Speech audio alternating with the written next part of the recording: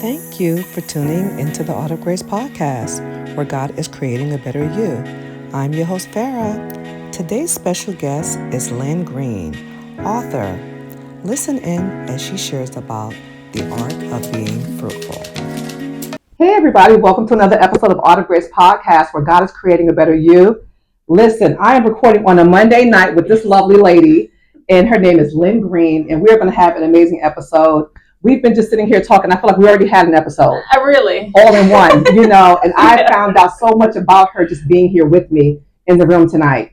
We met a few months ago at Women on the Rise. We did, yes. And, shared information, finally made a connection. Like she said tonight, we're some busy ladies. I know. And it's gotten so long for us to be able to finally fit this into our schedule. I'm so happy that thank you for saying yes, for one. Absolutely. Thank you, especially with your schedule. Let me tell you, Lynn's got a lot to share tonight because I've been keeping up with her social media since I've met her, and I'm loving what you're doing. Thank you. So we're going to talk a little bit about Lynn. Let me read some of her bio, first of all, because I found out some little juicy stuff about her tonight. I was like, oh, you do the same things I do. So Lynn Green is a community advocate, nonprofit consultant, and author. She is the founder of It's a Lifestyle by LIN Green, a future TEDx speaker, and the author of Enough with the Secrets, Mama, which was featured in Times Square and published weekly. Her book is also cataloged in 3 Seminole County public libraries, which is amazing, in the Maitland Public Library and under catalog review at the Orlando Public Library. As co-founder of Green Consulting LLC, she provides expertise in training, program development, and public speaking on topics such as women empowerment, resilience, mental health, burnout prevention, human trafficking prevention, and leadership. Lynn is a monthly columnist for the Sanford Herald, a regular blog contributor for the Village Connect, an advisory board member for Feed and Fortify, and a Fox 35 News Care Force Award recipient. She's co-authored 2 anthologies, I had no idea about that, benefiting the Seminole County Public Library Friends of the Library program. She is also a founding member of Thrive Within, a wellness initiative focused on personal and professional growth. Through her writing, speaking, and consulting, she empowers others to create lasting change. Please welcome with me tonight, Mrs. LIN Green. Yes, thank you for having me. Thank you for coming. She's an author. Now you're a columnist. Yes. And the doors just swung wide open for you. Yes, and I feel like it's been nothing but God putting things in place as we were talking before we recorded here. Yes. It's just been amazing the way God is really just confirming where He wants me. I can tell that you're I'm saying vision board person. You may not have a vision board per se. do. Okay, but you and a prayer board. And you said your goals. You were talking about your goals, like the things you want to accomplish this year. Yes. And it's amazing. People really don't understand the power of visualizing things and actually seeing it come to fruition. And so my sisters and I get together right at the start or at the end of every year, right before the start of the new year. I love that. And we review last year's and we're just so amazed sometimes at things that actually have come to fruition from it. I love it's just awesome to I love see. it. Did you hear she's a future TEDxer? And I'm like, does anybody even know that language? Because that's one of the things that I wanted to tap into this year. So I love to see that you're trying to do that. Yes. And that you're going to accomplish it. God willing, He's going to give me the strength. He's going to give me the words to say, which is, one of the prayers I always say before I step on anybody's stage or speak before anyone. Because it can be really intimidating to say that you want to share an impactful message. And you've got to do it within minutes. Yes. What is it, like an 8 to 15 minute time slot? About 8 minutes. Yep. Yeah, it's not long at all. They downscaled it from 15. Wow. Yes. You can do it. I can do anything that's in my mind too. I recently did something like that. I was at an event and we were told we had a certain amount of time. It was about 5 ladies that spoke. And I recently was somewhere, some friends said, oh, we watched you speak, and it was very quick, but it was impactful. Yeah. So I was trying to be intentional about it because I knew I only had like 8 to 10 minutes. And what do I say to leave, these women who were in the room with something, and there were men in the room as well, something that they would remember, and I tried to, so, I'm sure once you do that, whether it's an acronym or whatever God gives you, it's going to be impactful. I know it is. I know. So let's talk about this book. Okay, we got to talk about this book. Yeah. So let's talk about what inspired you to write Enough with the Secrets, Mama, because that's a title all in itself. It is, and like it grabs you, doesn't it? Yes, it does. Well, first of all, I feel like we all have families that have some kind of a secret. And even though the word secret really jumps out at you, it really is more about the things that my mother kept from us that really affected the way our relationships, ended up growing or not growing through the years. So the book Enough with the Secrets Mama is really a story of us coming to this country, because I'm originally from the Dominican Republic, born in Puerto Rico, and my family's from the Dominican Republic. And just how we overcame certain obstacles, but also how a lot of the things that we carried throughout those years affected our relationship as mother and daughter. And so the reason why I wrote this book is because in a lot of the work that I do within the community, and every time I have conversations with women, that seemed to be the common thread. And I know how much my heart had been aching when I was having that very difficult relationship with my mom. We're unable to come to terms with, okay, why is there not a bond here like I wish there were? And so a number of different things that come with that. And that it confirmed to me with every conversation I would have with women that were going through the same thing, that I needed to share my story. Wow. So you decided to share. Did you talk to your mom first before coming up with this title? Because okay. And it's so funny because a lot of people that I talk to that do books like this, they don't talk to their family members first. And I'm sure that it's like it could be a deterrent for them to write the book, or they could have certain feelings about it. So it's like, you know what, maybe I shouldn't speak about this, or maybe the family doesn't want you to talk about it. So were you fearful of that? No, I felt like I had healed completely. Okay. Had gotten to the point where I knew that I needed to share this for the purpose of being able to reach other women who are dealing with the same thing. Okay. And I knew that what I was sharing was not necessarily something that I felt was going to break our family apart or anything like that, because I was very respectful in the way that I shared certain things. I was very careful also not to tell someone else's story. Obviously it's a memoir based on my perspective of what I felt and experienced during those times. And no one can take that away from me. No one can take that away from anyone who's experiencing different, same things. And so I was not at all concerned for what I was sharing, because I knew it was coming from a good place. I think that it takes good courage. It takes great courage to decide that you're going to do that. I didn't grow up with my mom in the same house. So I have some people that I see grow up with their parents, but yet it's like, okay, I can envy that. But then maybe they had their parent, but it still wasn't what they wanted. I mean, a parent can be present and not be present at all. And so my experience was that my mother was there, and she took care of us. But she was more occupied by. My brother was dealing with substance abuse at the time, and a lot of those things that were really concerning her about the things that he was dealing with. And then I had a sister who was more free-spirited, and she was just like, and I was the one who, and this is why I felt like it pained me more, because I was the one kid who saw these things and saw how much it affected my mother and said, I'm going to be the good kid. Yes, and that usually happens, right? We overcompensate for that thing, and for that area, and then it's like, well, this is mom. How do I have this conversation? You don't really want to have it, but I mean, we think that that kid is fine. This child is they're doing good in school. They're fine. They don't need to be tended to. But then, there could be some emotional separation there. And so what she would say often was. They need me more, you're the responsible one, so I was kind of looked at as I didn't need to have any additional support. I didn't need that, but I did, I needed those conversations with her. I needed to be able to express, okay, mom, look, I'm thinking of doing this, and I'm going to do that, or I accomplished this.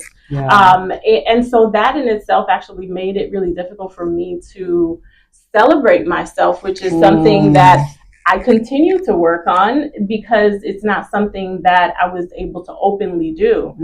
It was more like I was just always focused on doing the next thing to make her proud. And it wasn't getting me anywhere. From another country. I mean, I hate to say that, but a lot of people that come from other countries, their parents really instill in them education. 100%. So how was that? I mean, how old were you when you came here? I was 4. Oh yeah. So I hadn't even started. I started kindergarten here. Yeah. I did not speak the English language. Oh my I gosh. learned it all here. Wow. So, and it's interesting because a lot of people see me, and it's often that I get that they just think I'm American. You know, like I'm Black and I'm American, and there's when no they accent. hear me, there's no accent. When they hear me speak Spanish, they're like shocked. But I've been here literally all my life. Yeah. So with coming here, what made you guys come here? What was the turning point for your mom or your family? Like, we want something different. Because I've been to the DR. I think it's so beautiful there. It is. It's so beautiful. But I know that people in another country might feel like America has everything. Do you feel like that now as an adult? Now, I want to go back home now. Yeah, right? I mean, now listen, I went to visit DR. I said that was one of the most beautiful places I've been. I felt some of the most beautiful people that I've met. Yeah. And I felt like I was at home. Yes.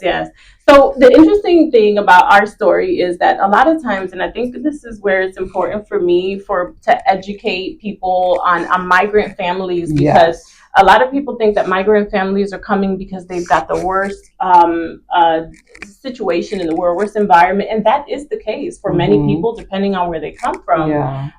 It could be the same as well in the Dominican Republic. There are people who live in those kinds of environments. I just so happened to have been born into a family where my mom was very independent, very strong-willed. She was the first in my family to travel to the United States to get her visa. She was a cosmetologist, so her purpose for traveling here before we were born was to attend conferences in New York and things like that. And so which means you all had to stay with family there. Yes, well, when we would stay with our family, with our father or our grandparents, but we lived well in the Dominican Republic. We lived well in Puerto Rico. My mother had several salons. The reason she decided to come here, because at that time, and is the case even right now, a lot of people really valued education here much more than they would in their country. And so my mother literally, packed up and decided to come here as a result of a domestic incident with my father, where she just packed us up and she left, and she said, I'm leaving. And she made up her plan when she got back to the Dominican Republic, and we ended up here. Wow. Yeah. That's amazing. Yes, I mean, your mom is a strong lady. She is strong. How has sharing your story impacted your own healing journey? Because you said that you were already healed as you started to write this book. And so was it therapy? Was it family? Was it just getting the story out? Have you ever sat with your mom to get her part of the story? Oh, yes. Now, so it's interesting because what she wasn't speaking to me about or wasn't telling me, or we weren't having these conversations, now she's having a lot of them. So now she's telling me all the secrets. She'll tell me, well, this is what was happening during this time, and this is why, and I get it. I feel like children, children need to have their own, to stay in their own lane. And we did, we grew up with the understanding of be seen and not heard, and we were very respectful, and that's just what it was. You kept it moving. But it's nice to be able to hear from her now, certain things that she was going through, and get to understand, okay, this is why. So look at how much help we have now as individuals, and things are not a stigma anymore. We don't feel embarrassed to talk about it, and that she's open to finally share this with you. So did it take you being an adult for the conversations to start? To be honest, I think it took me writing this book for the conversation to start. Yeah. So it's never too late. Absolutely not. And we tried throughout the years to have those conversations. She just wasn't ready for what I was ready to discuss, and we had to take some time apart, and I had to set certain boundaries, which is a really difficult thing for people to even consider, that you have to set boundaries with your parents. But it's necessary when you grow up in an environment that maybe isn't the best. It's not the healthiest growing, kind of environment for you. So I just had to set those boundaries and decide to, okay, what's going to be important for me to heal through this so that I can have a relationship with my mother. So what was your vantage point? When did you decide to start this healing process? Was it through therapy? Was it how old were you? What was going on that you said, you know what, I've got to do this? Was it? Did something happen? Yes. Okay. So usually what would happen when we would talk on the phone is there was never a hello, how are you doing? How are you feeling? What do you have going on?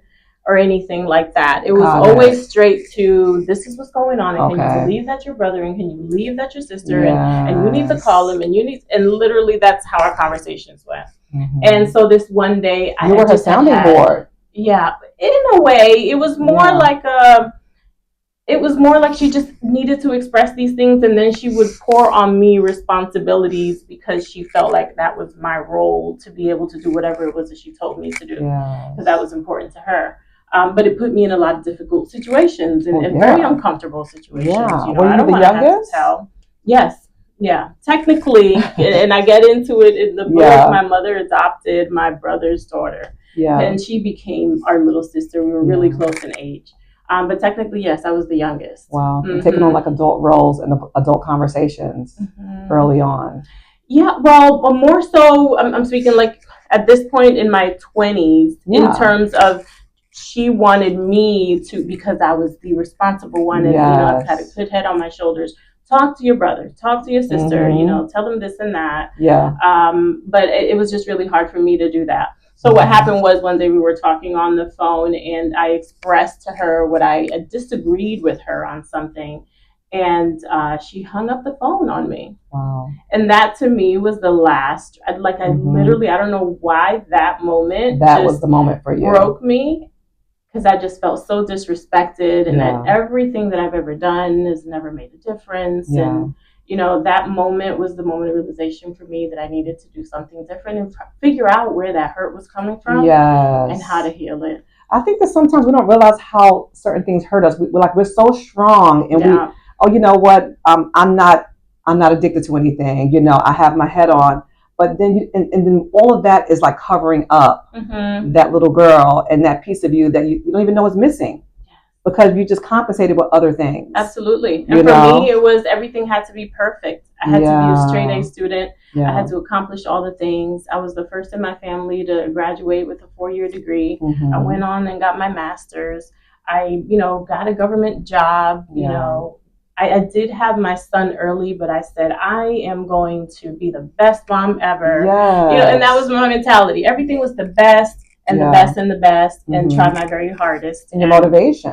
Yeah. And so I did all of that so many years, and I didn't feel like it really mattered much because she still had all these other concerns that were not me, So when you decided to set that boundary, the brother and sister are still there. There's still life issues going on. Yeah. Do you feel like she really needed you in that moment, or that she was leaning on you? Because sometimes as parents, we can lean on our kids like a spouse almost. That happens. Yeah. And in so many ways, we were that for her, because my father and her separated. I think I was at that time when she moved to Miami, because we lived in New Jersey for a while. And it was my senior year in high school, and he said he would come, and he never came. And so then I did take on the breadwinner, literally the only one who had a job coming here from New Jersey, and going to school and paying the bills. Wow. That was my role. Huge responsibility. Yeah.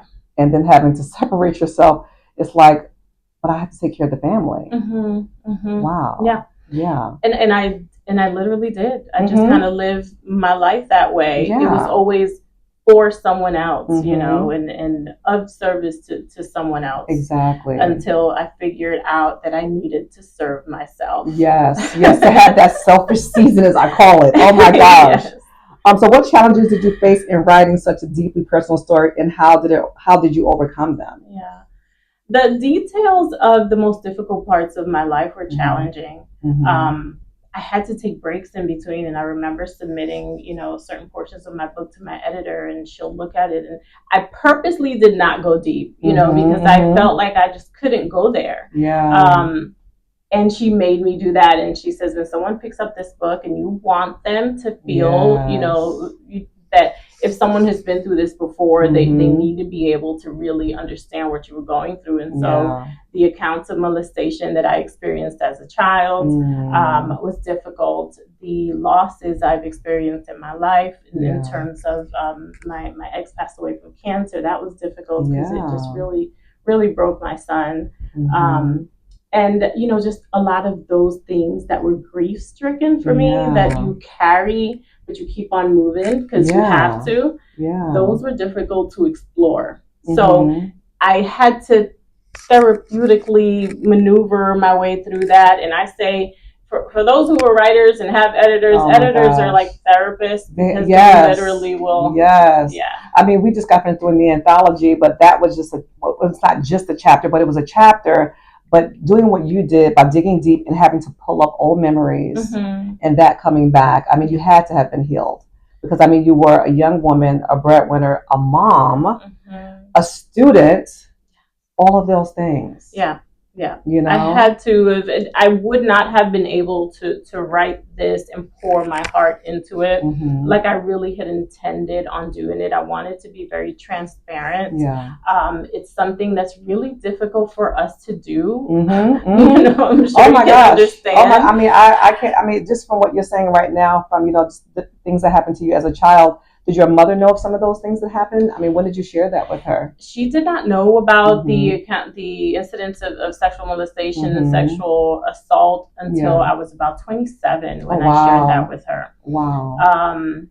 Of course, some of the other things like the losses I've experienced, she was aware of, but those things she was not. She wasn't aware of until much later on, and I did share those with her, and we discussed it, we explored it. I'll be honest, because one of the accounts really was close to home. She didn't believe it at first, and so I did experience that part of it. Which you get a lot from, especially people who experience sexual assault or any kind of sexual trauma. Well, I am so proud of you for doing that because it's like, okay, why are we talking about this now? I'm not saying that was her feeling, but it's like 27 years old, you waited a while to tell her, but at least you said something. I mean, and it was probably for you. It was. It was for you, it was, Was that a part of your healing journey as well? Absolutely. Yeah. I had to learn to figure out ways to release the things that were really holding me back in a number of different areas. Even success was something I felt like has really held me back because I have always been so focused that I've not been able to take a step back and just like, really take it in and enjoy it and see how far God has brought me through. So that in itself has been I love that you just said that because, we don't celebrate ourselves, ladies. We just don't do that, right? For me, it's hard to do. Yeah, and even when somebody wants to celebrate us, we still feel like, why are you celebrating me? It's like, but that's a part of their healing as well, I think. Yes. Absolutely. Well, and some of that also comes from the fact that I didn't have much celebration, growing up. So I had to figure out now as an adult how to incorporate those things that should have been celebrations that should have already been embedded in me to find that. So then your son can experience all of that, right? Yes. How old is he? 23. Wow. Yes. So you have a whole adult son. A whole adult. So how does he feel about this book? So I specifically, he hasn't read the whole book, but I specifically sent him the chapters that I knew were going to be emotional for him. And so that was basically the chapters of how I met his father, how he came to be, and why that didn't work out, and I don't know that especially we're talking at this time, he was 21, because it's been like a 2-year journey for me from the finishing of the manuscript to completion. And now we're celebrating a year of the book's release. So it's been 2 years. So let's say 21 to have a conversation with him. And boys don't like to talk about emotions, and for the most part. So that was important for me to make sure that he read that. And he did, and he gave me his okay. Good. I needed that. Did he have a lot of questions? No, he's not a very talkative kid. I'm sure he's got to be proud of you. And I mean, you mentioned when you got here tonight about you and your husband. Your husband, is he your inspiration? for a lot of things? Well, Your my rock? husband is definitely my rock. If anything, he is the risk taker in our relationship. So he has definitely kind of like pushed me, you know, to do more than I knew I was capable. Yeah. That's so awesome. Let's see. How can women reclaim their power after experiencing hardship or trauma? That's such a good question. Reclaim your power. I think it's hard for us to even imagine that we can. Yeah. Because there's so much that weighs us down. But after trauma, you know, and you have to process that first. You know, you can't just go from point A, you know, to point B without figuring that there's a whole lot of something that's got to happen in between there. But once you've done that work, it is totally possible to not just get through it and heal from it, but to then get to the place where you can then share your story and help others heal through it and from it. So I think it's possible. I think they just have to give themselves the time to just really explore a lot of the things that they find difficult within their lives, you know, the smallest of things, you know, like I said, for me, for instance, perfectionism was the one thing that really held me down, held me back. You want to know what that is the one thing that I struggle with as well. It really is so difficult. And I think it is because of that whole traumatic thing, you know. I mean, because you're bringing this stuff up now, and it totally makes sense.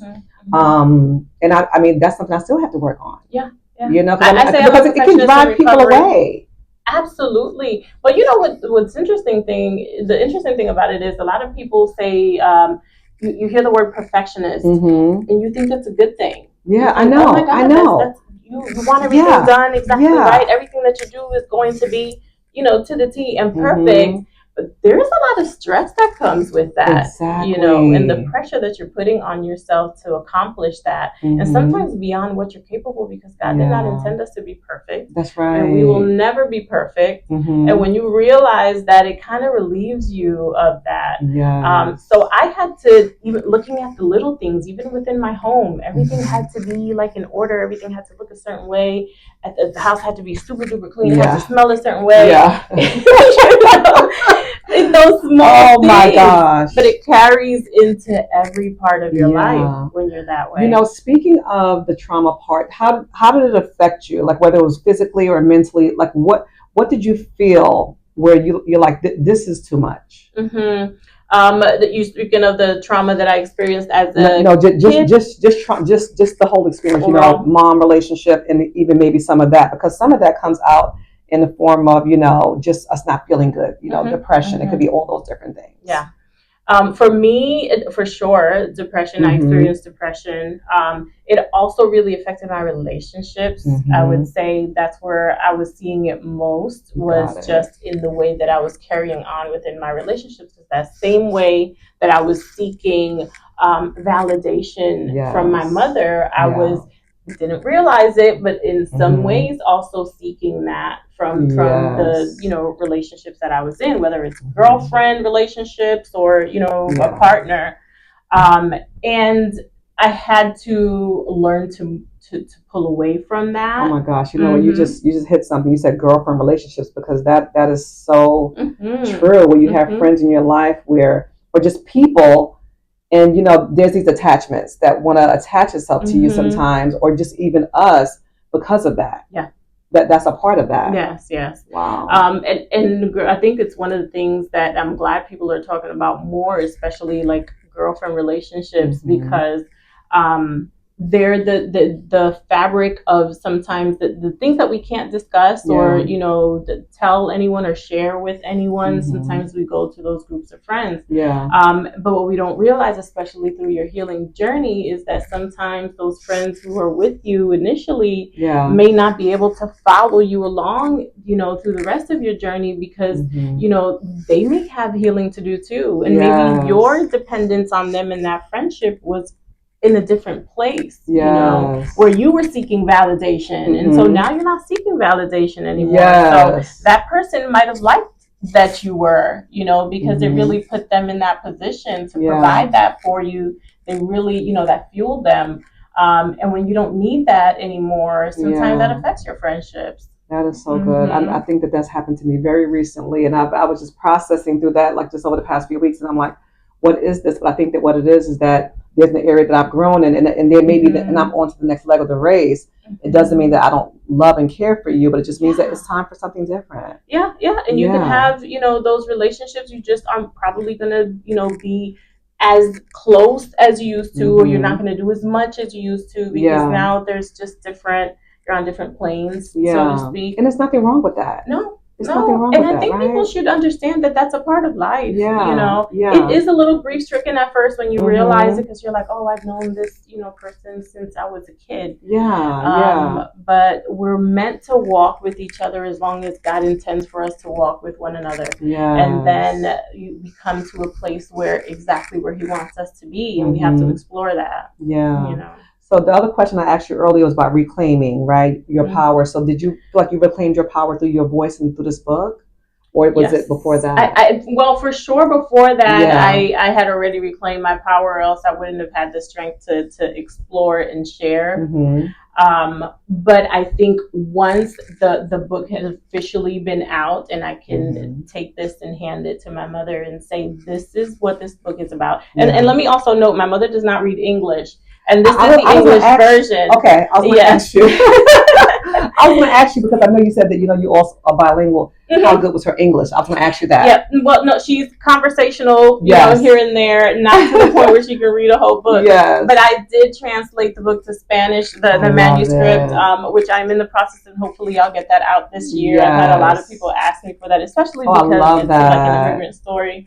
But I have given that to her, and even more so, than her reading it, it was me explaining to her, this is what I did. This is what I wrote. This is why I wrote it. And basically coming, full circle to us not being able to have a conversation on the telephone, to now I can sit with her at home and we can have conversations, and she can tell me all the things. She's gonna be excited. I mean, I think that for some people at first it's like, what is happening here? But you explaining it the way you did. I'm sure that you made it comforting for her to know that, Mom, I didn't disgrace your name, but this is my story. And you were just speaking about that migrant story. I think that this book is going to touch a lot of children and just adults who have went through what you went through, coming here. And I see a lot of people being the breadwinner for their homes as young people. Yes. It's a responsibility. And for sure in the Hispanic culture, It is definitely one of those things that they incorporate into our upbringing, that they have made all the sacrifices for us.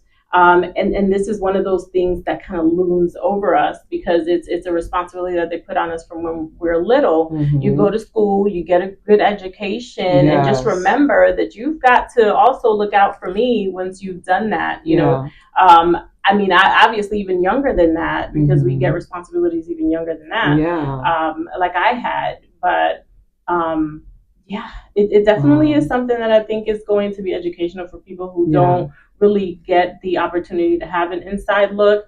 I like to say that every migrant story is different. We came from a good place.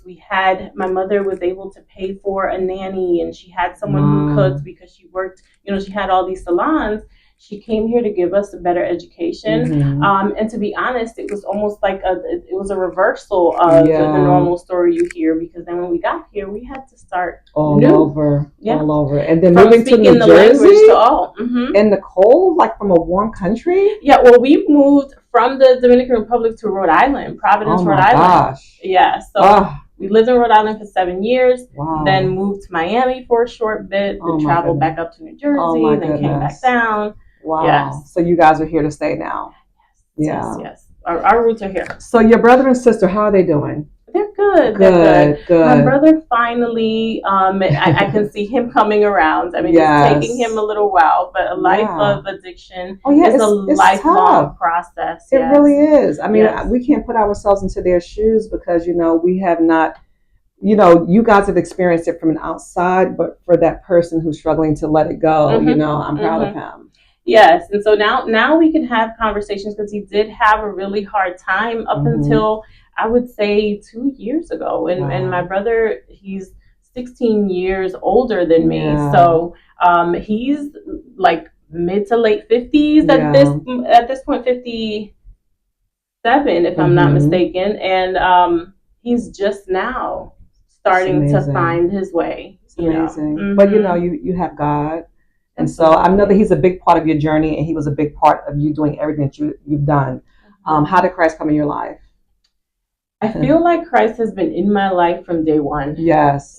Oh, he has, right? His grace has always been there. It's just a matter of us saying, oh, that was God. Yeah. Right? But I would even speak, and it's interesting, and oh my goodness, he was speaking of, I don't know why I get emotional every time I talk about. I know. You don't got to tell me. I know. I was up and I was just just listening to some stuff this morning in my closet. That's my time to get ready and just listen to some inspirational stuff. And every day is just something new about him. Yeah. So when I say as long as I can remember, there's a scripture. He formed you in your mother's womb. Yes. My mother was going through some difficult things in her marriage at the time. She was dealing with some domestic issues at the time. When he reminds me through that scripture that I'm uniquely made, that I was made for a purpose.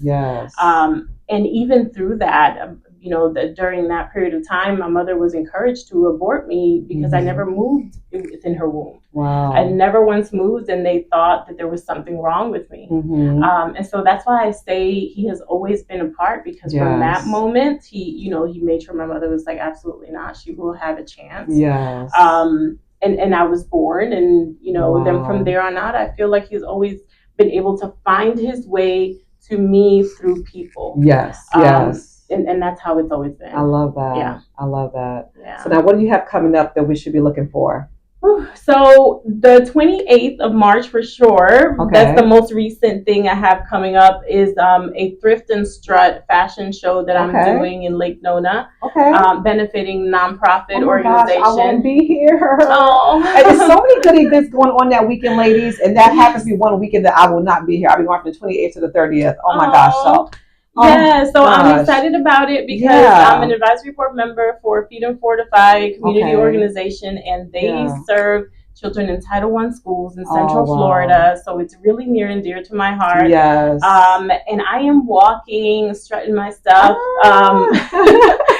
for the purpose of trying to fundraise for them. So that's happening March 28th. And I have links to tickets and information on my page, which I'm sure you'll share. Yes, absolutely. And then in between that, I've got, opportunities that, speaking engagements, but then May 30th in St. Cloud, I'm speaking at a mother-daughter retreat. I'm really excited about that. In the Sanford Herald, I'm sure we'll be publishing. Look for her in the Sanford Herald. I'm so excited that she's a contributor, and that you're doing big things.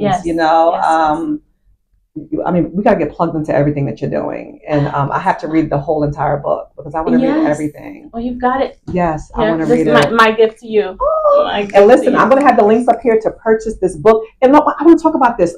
Share with them what happened this summer, because I looked at your page and you had your book on the billboard in Times Square. Oh, yes. So how incredible. Yes, that was a major moment. And I shared with you a little bit about how I wasn't even going to go to Times Square to see this in person. I'm from New York City, so that to me, it's like Times Square is a big deal for us. Yes. I mean, I'm so thankful for Morgan James Publishing and the whole publishing family who made that possible. If it wasn't for them, I would have never have had the connections to be able to have my book displayed on the Times Square billboard every 12th minute of the hour for the entire day. On the first of the year. Amazing. So that was very exciting. And you're doing all of this and you still work a regular job? Full-time, on call, sometimes 24 hours. Yes, that job that you have is not an easy job. I give it to you. I met a very nice young lady, I think I told you. It was one of my patients, and you and her work together. And I just think that what you all do is so beautiful, because that is a really emotional job. It is. But speaking of things that God leads you to, like I said, I felt like I've been a public servant all my life. I've always just wanted to serve others. It really just puts me in the position where I can serve the community. It's literally connecting with me at this very moment. All that we talked about and that job that you do, it all has to do. It just ties it all in. Oh my gosh. And that's why again, I feel like God has always been with me, because He knows where my heart, where my heart is, and led me here. And I speak the first Sanford Herald article that's going to go out is going to be a love story to Sanford, because it's where it began for me, my life of service in that way. You see that, people? My column is called Sanford the Sweet Spot. I love my city. I always talk about this.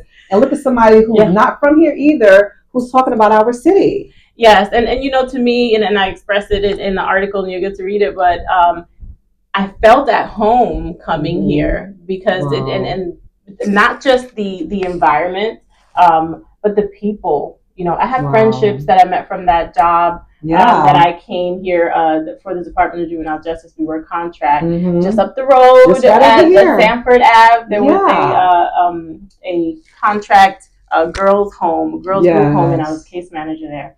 And I love it. I love it that I've been able to continue to grow my roots here, and now expanding beyond that. Exactly. So you mostly do your work right here in Sanford? Seminole County. Seminole County. A lot of families have been benefiting from what you all are doing, and then you guys are on call, which is huge. Yes. And we're on call 24 hours. At this point, our rotation is 1 day a week, and then we do Thursday through Tuesday morning, 24 hours. Yeah. So you may not be able to share this, but you've been doing this job for a long time. One of the biggest testimonies you had, like for someone that you helped in the community pertaining to your work, and like somebody who you've seen later on, a child or a mom, something that's impacted you. Because that job is, sometimes you don't know what the ending is going to be for people in that job. What happened to this person? Does anyone ever reach out to you? Yes. So one I'm thinking in particular. So I had two. The one that was really close to my heart was my best friend. I actually ended up responding to an unfortunate incident that happened with her family. One of the friends that I met when I moved here from Miami, that we've been friends. Goodness, my son was like 3. He's 23. So like 20 years ago, I've been here. But there was a house fire here in Sanford, and actually it ties right into Feed and Fortify, because so this family lost their home in a fire, complete and total loss. Oh my goodness. And I remember speaking to the daughter of the it was mother, father, daughter, and then her son, 4 or 5 years old, who were living in the home. Thankfully they weren't home. Dad was home, but neighbor was able to get him out just in time. And from that incident, I remember meeting with her the next day to hand her a gift card that Feed and Fortify had provided, so that they can buy whatever they needed, because they lost it all. And she wanted to know more from me. How can I help? Oh my goodness. To me, that's been, I still speak to her till this day. Because she has then turned her situation around, and now she's providing a service for the community. And she started her own organization where she's providing service. She's from here in Sanford? From Sanford. Gotta connect with her. Gotta connect with you. I gotta give her information. I would love to meet you. For the Low Key podcast, for sure. And she's provided, she continues to give us the things that we provide to the health department for our sexual assault program. She is constantly making sure that she's tapping in and wanting to know how to help more. And I just think that's just so amazing. I love to go from losing it all to wanting to serve. And now just trying to, and still staying within her community, right? Absolutely. She's still doing here. It here in Sanford. That's amazing. Well, I love what you're doing, Lynn. I can't wait to see what you're doing. I'm so sad that I'm going to miss that event to see you strut, but I'm going to see it on social media, I'm sure. Yes. And we're going to get her back on to record again, because she's going to have some more projects coming up, and we want to hear from her. Listen, stay to the end of this podcast episode, because Lynn has some information to share, all of her platforms and where she's going to be. And let me see. Listen, do not forget to like, share, subscribe, and comment. We want to hear from you. This podcast, you can watch it here on YouTube, as well as listen to it on Apple, Spotify, iHeartRadio, and Buzzsprout, and a whole bunch of other different directories. So, Lynn, thank you so much for coming out tonight. I appreciate you. And I can't wait to read the book, and we're going to definitely do something together again. Absolutely. Yeah, thank you so much. Thank you. Yes. Hi there, this is Lynn Green, author of Enough with the Secrets Mama. Did you enjoy today's episode? I really, truly hope you did. I hope you connected with my message, with my story, and all the amazing things that we discussed today on the Art of Grace podcast. I pray that you continue to follow everything Art of Grace, and follow me. You can follow me at Issa Lifestyle. That's ISSA Live, LIVE style.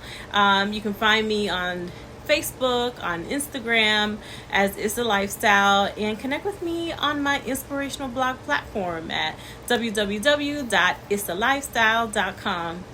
Hope to connect with you soon. Hey, did you enjoy LIN Green? Look her up on her many platforms and don't forget to buy her book. Listen, don't forget to like, share, subscribe, and comment. We would love to hear from you. Until next time.